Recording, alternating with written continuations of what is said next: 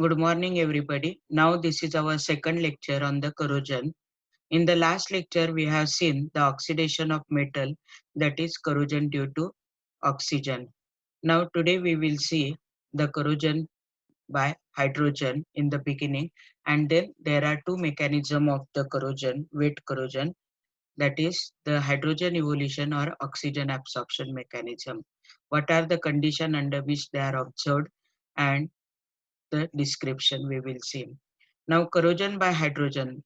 At room temperature, the hydrogen penetrates within the metal in voids or intergranular space or at the crack tip, leading to localized weakening and lowering the cohesive strength of the metal.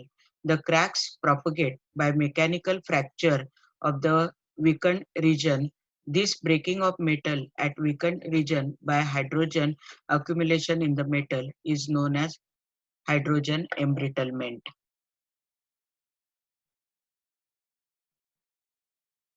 Hydrogen embrittlement takes place at ordinary temperature.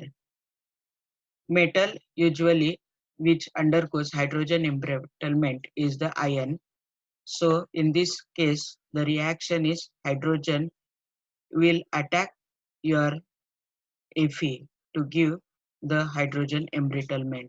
Hydrogen attack takes place at higher temperature also as per this reaction, and then in this case the hydrogen attacks the carbon to give methane. Now we will see what is wet or electrochemical corrosion.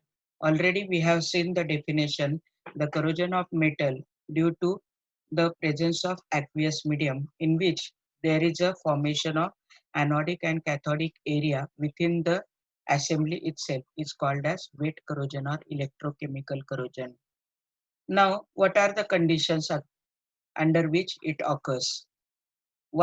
First condition is conducting liquid is in contact with metal, or two dissimilar metals are immersed in aqueous solution of acid, base, or the salt. Third condition, there should be flow of electron from certain areas of metal surface to other areas.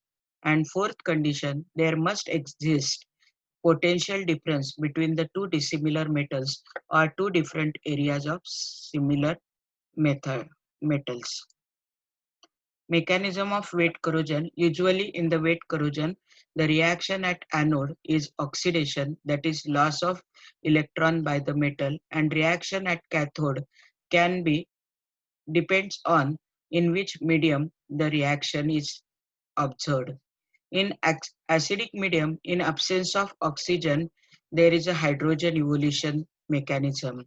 In acidic medium, in presence of oxygen, then the hydrogen will react with oxygen in presence of electron to give water, and in neutral or alkaline medium in presence of oxygen, the reaction at cathode would be the water will react with the dissolved oxygen and electron to give hydroxide ion.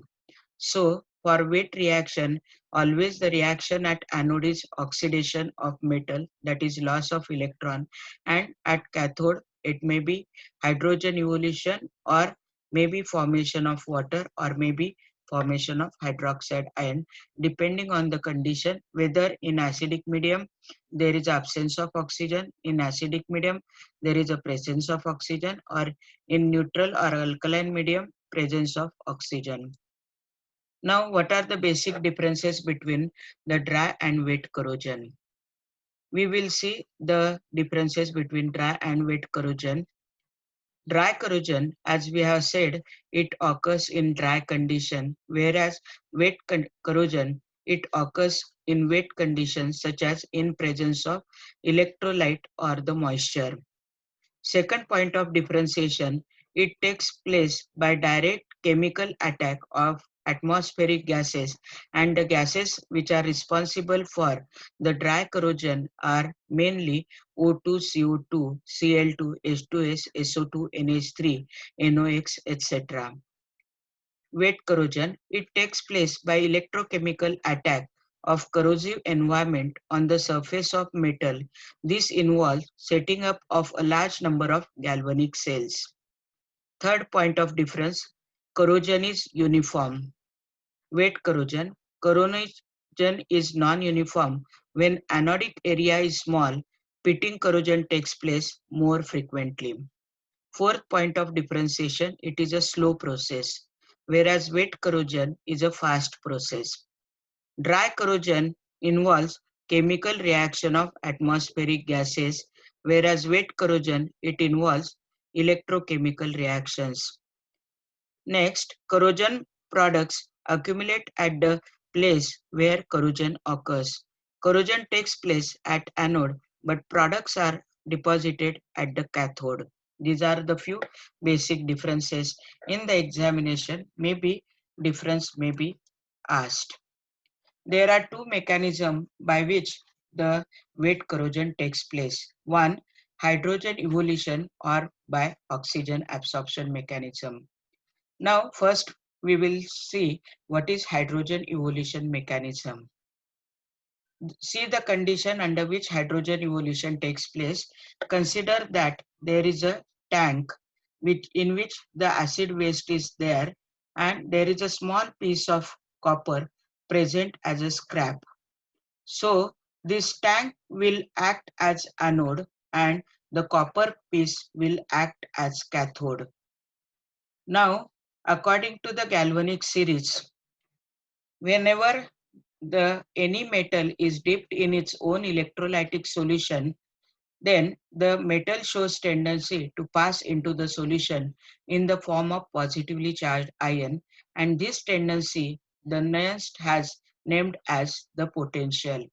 There are two potential, that is oxidation potential or reduction potential. These are the comparative terms.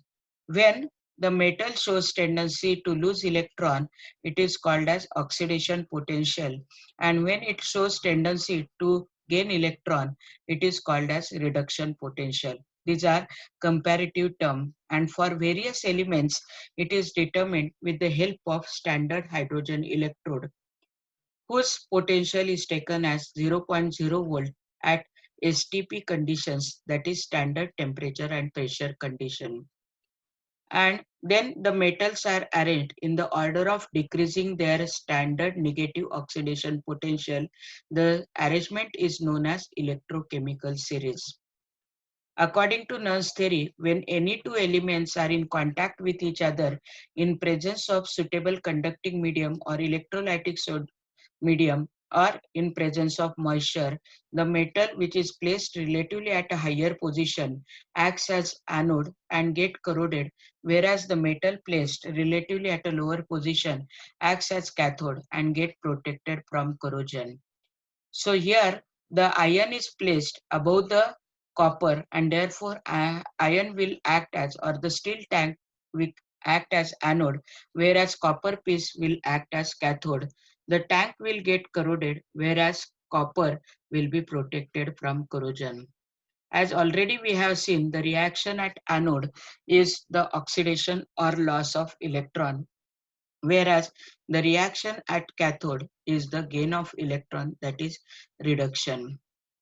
Now, in hydrogen evolution mechanism, the presence of acidic medium is must. The area of anode should be larger than area of cathode.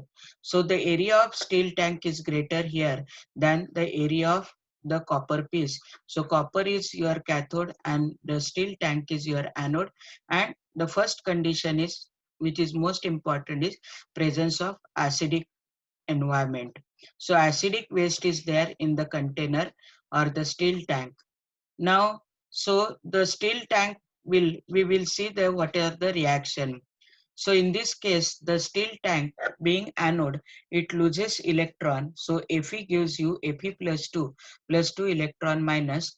This now here the copper as well as H plus ion which are present in the acidic medium will function as cathode. But hydrogen are more cathodic than copper and therefore electron coming from anode will be accepted by hydrogen ion and not by the copper ion. And when the hydrogen ion from the acidic medium will react with this electron. Hydrogen is liberated at cathode. And this is the net reaction, Ap plus 2H plus, giving you 2 electron here on the right hand left side of first reaction, and left hand side of second reaction will cancel each other, and the other side of the arrow will be Fe plus 2 plus H2 liberated. As we have seen in one of the differences between the dry and wet corrosion, always the corrosion product is deposited on the surface of anode even if the anode is corroded. So here hydrogen gas liberated at cathode, and hence the name of the mechanism is hydrogen evolution mechanism. Now, second is the oxygen mechanism, absorption mechanism.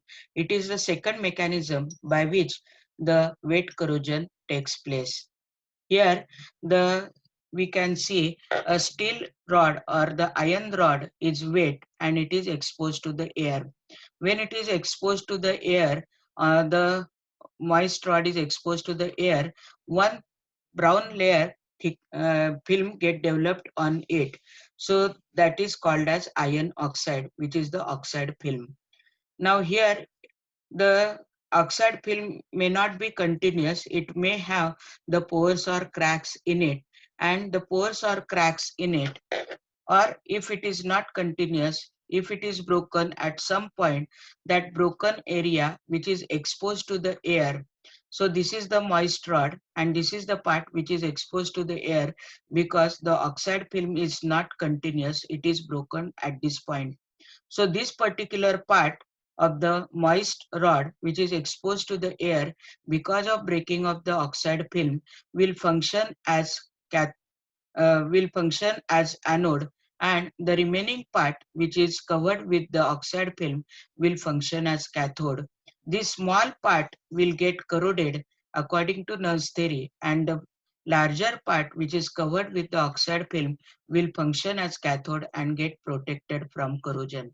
Always remember that the one which is placed above in the electrochemical series, which more active, it acts as an anode and get corroded, and the other element placed relatively at a lower position in the electrochemical series is less active, it acts as cathode and get protected from corrosion. And therefore this particular part, small area on which there is no oxide film, will function as anode and get corroded, and the remaining part of the moist rod on which the oxide film is developed uniformly will function as cathode and get protected. Now the reaction at anode will be as usual, Ap giving you Ap plus 2 plus 2 electron minus. At cathode, you know that there is a moisture which contains the oxygen in it, and the electrons are coming from the anode, and therefore H2O plus half O2 plus 2 electron minus gives hydroxide ions. Ap plus 2 and OH minus ion, they will combine to form FeOH twice by the reaction Ap plus 2 plus 2 OH minus, giving you FeOH twice, as which is called as the yellow rust. If after this reaction excess of oxygen is present, then the further corrosion continues and it forms FeOH thrice, hydrated ferric oxide or the brown rust. So this is the reaction if more oxygen is present, and this is the reaction when less oxygen. Here ferric hydroxide is the product, here hydrated ferric oxide is the product. So this is the second mechanism, and the condition, as we have seen, the area of anode should be smaller, area of cathode should be bigger, and the environment or electrolyte should have the oxygen dissolved in it. Then only we will see the oxygen absorption mechanism. So now this, take it as a homework for you. Differentiate between hydrogen evolution mechanism and oxygen absorption mechanism. For hydrogen, the condition is area of anode should be greater, area of cathode should be smaller. For the hydrogen evolution mechanism, presence of acidic content in the environment or the electrolytic solution is must, whereas for oxygen absorption mechanism, area of anode should be smaller and area of cathode should be greater. But here the electrolyte should have the dissolved oxygen in it. These are the two basic differences. Please find out more differences. Along with the diagram, you have to write at least 4 points for 4 marks.